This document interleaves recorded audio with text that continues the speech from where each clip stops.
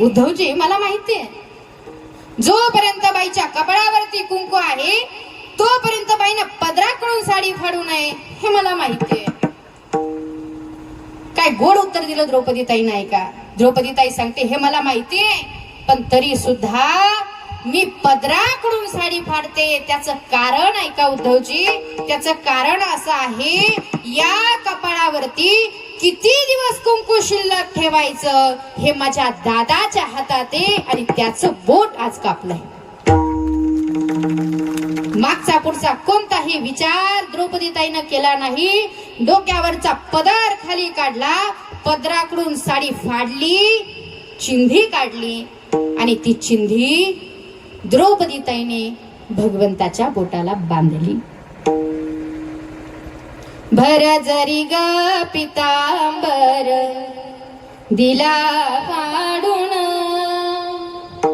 द्रौपदीसी बंधू शोभे नारायण. सुभद्रा कृष्णाच्या पाठीची बहीण, विचाराया गेले नारद म्हणून.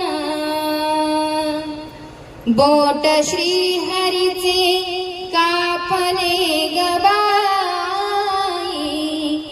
बांधायाला चिंधी लवकर दे. सुभद्रा बोलली, शालूनी पैठणी फाडू नका देऊ, चिंधी तुम्हासीनी पाठची बहीण झाली वैरीण. द्रौपदीसी बंधू शोभे नारायण. द्रौपदी बोलली हरीची मी कोण,